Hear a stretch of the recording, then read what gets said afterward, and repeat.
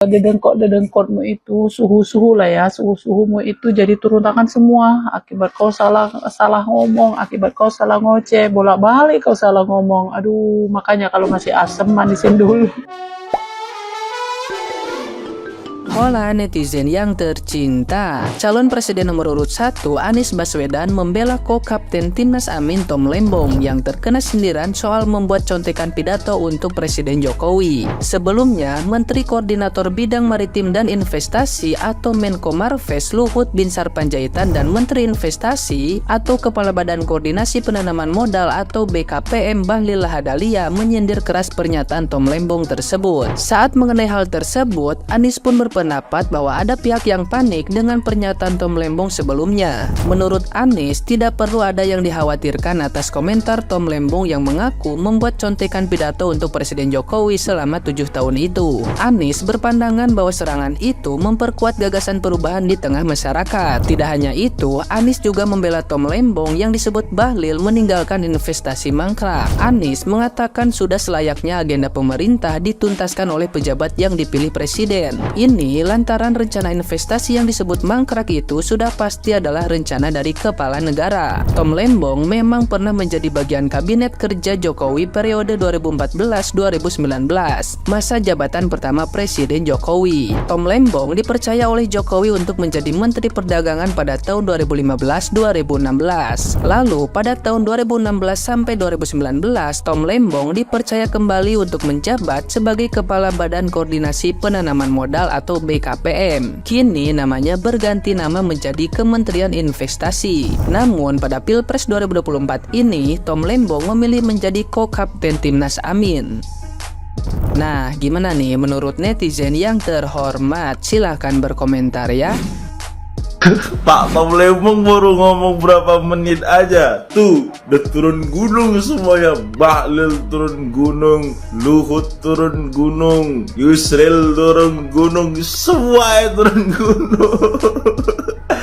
Baru Pak Tom Lembong nih ngomong nih, belum nanti Pak Sudirman Said ngomong, Pak Fahrul Razi ngomong, mantan-mantan menteri itu semua. Pak Tom Lembong diam-diam aja, nggak ada tuh klarifikasi sampai berjam-jam, sampai bikin VC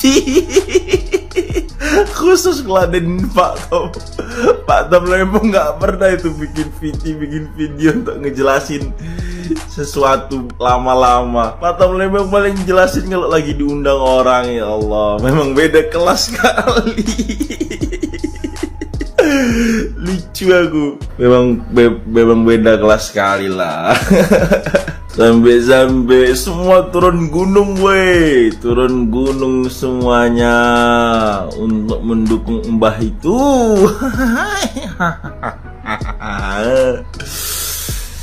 Tapi pikir-pikir siapa lah Pak Anies sama Pak Tom Lembong ini ya, Pak sama Cak Imin tuh, kok semuanya pada ketakutan ketar-ketir tuh, siapa ini orang ini nih? Pak Anies, Pak Tom Lembong, Cak Imin, Pak Sudirman Said tuh, kok orang ini ketar-ketir semua tuh, kenapa ya? Kalian nggak mikir Len? Kenapa ketar-ketir semua orang-orang ini? Gila. Lucu kali aku dengarnya.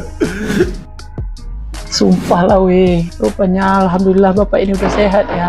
Sebelumnya aku ucapkan selamat ya Pak ya, Bapak udah sehat. Tapi gini, akibat si pangeran tuh salah jurus gitu, maksudnya sih pengen salto-salto gitu, pengen salto-salto di depan Ahjus sih Tom Lembong yang keren abis itu, tak tahunya salah jurus weh, salah jurus deh.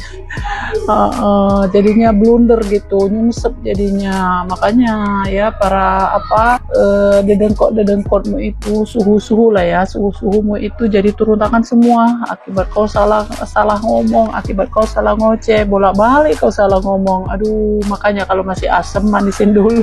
Aduh, susah deh, susah memang ya. Terus gini deh ya, mesti kali gitu semuanya pada turun tangan gitu. Si bapak ini, aku nyebutnya agak susah bapak ini ya. Kemudian ada satu lagi tuh yang siapa tuh Pak Bahlil gitu ya. Nah itu, nah kemudian terakhir saking jurus terakhirnya itu si Tuan Takur tuh ya, tuh yang langsung turun tangan, langsung terjun bebas ya, mengatakan langsung saya betul-betul ini apa berpihak gitu. Akhirnya turun gunung juga ya kan, terang-terangan. Dari zaman dulu pemilu nggak pernah terang-terangan gitu kan, kalau membela kalau namanya pejabat negara tidak ada dari dulu yang terang-terangan. Kalau sekarang udah bukan terang-terangan lagi ya, udah apa namanya ya, duar lah. Aduh, makanya belimbing. Makanya kalau ngomong tuh yang ya pakai otak ya. Terus yang disemprot itu kalian lihat lah, yang disemprot itu senyum-senyum aja, makin kelihatan aura kerennya, makin kelihatan aura pinternya gitu. Sementara kalian gitu yang kelabakan. Aduh, sampai segitunya kah kerepotan kalian? Sejak debat cawapres kemarin, ini Tom Lembong menjadi terkenal. Ini Tom Lembong menjadi disoroti oleh semua masyarakat. Nah, jadi terbongkar semua apa yang dia kerjakan selama duduk dalam pemerintahan di Indonesia ini. Dan semuanya, sosok dia, sosok istrinya, sosok mertuanya, dan sosok keuangannya sudah diketahui oleh masyarakat. Kerjanya pun sudah ditahu masyarakat. Penyebabnya kalian tahu kenapa? Mari ku jelaskan. Gibran ini sosok anak muda yang sangat luar biasa dan pintar.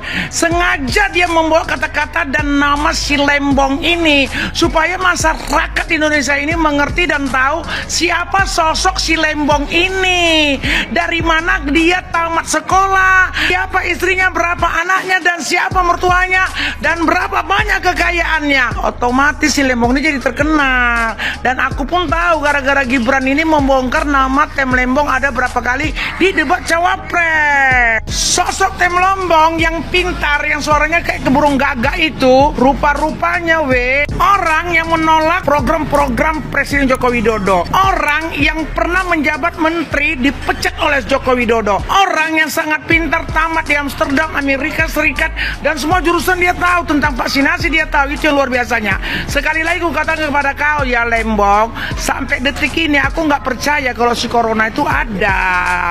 Dan sampai detik ini aku yakin dan yakinnya kalau tentang si COVID-19 itu adalah akal-akalan semuanya para orang-orang di atas sana, para pejabat untuk menghabiskan uang negara ini. Biar kau tahu Lembong. Akhirnya semua netizen membongkar siapa si Tem Lembong ini, apa program yang dia mau kerjakan di bangsa Indonesia ini.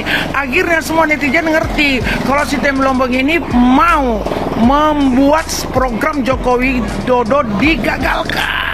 Tentang hilirisasi, ini ku kasih tahu kau ya Lembong, orang pintar yang ada di Indonesia ini. Kau ingat nggak itu si Tesla? Tesla itu penemu listrik. Sampai detik ini program-program dan penemuan itu ditutup-tutupi, dicuri, disembunyikan. Masyarakat sampai detik ini nggak tahu. Kalau listrik ini harganya murah. Kalau listrik ini semuanya bahan-bahan yang sudah disediakan oleh Tuhan. Makanya apa yang ditemukan si Tesla itu dulu sampai detik ini disembunyikan Lembong.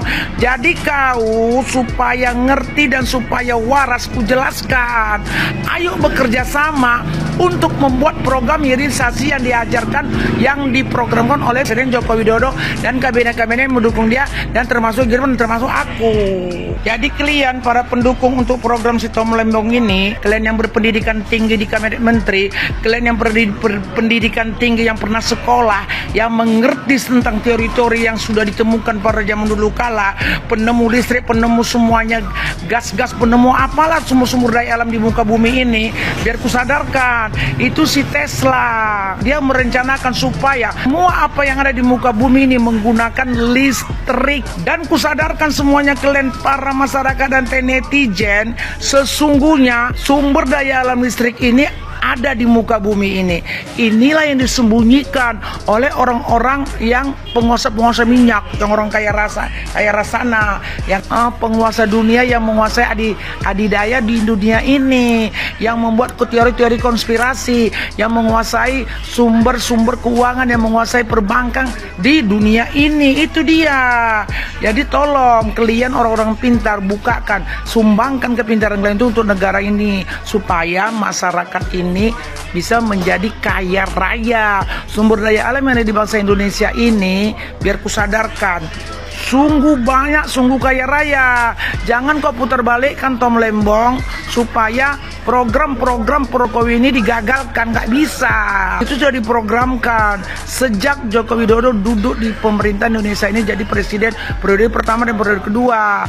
Jadi semua yang dia rencanakan ini nggak bisa dikasih sama siapa-siapa. Itu Hong Kong tempat kau bisa lari sana, tempat keluarga istrimu. Tapi kalau aku entah kayak mana-mana Indonesia ini, anak cucuku tetap ada di sini.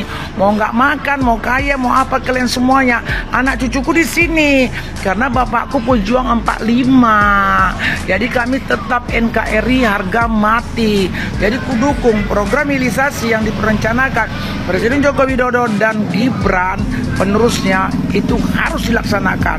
Dan itu program yang ada di IKN, ibu kota baru yang dibuat Presiden Joko Widodo ini, green flag katanya, entah apa ya kan, aku nggak tahu Tapi yang ku jelaskan sama kalian, program Pak Joko Widodo untuk mensejahterakan masyarakat, meningkatkan nilai ekonomi yang lebih tinggi lagi, kayak gitu. Ngerti kalian? Udahlah ya, yang nggak ngerti komen, yang ngerti komen juga, biar kalian menjadi orang pintar. Oke?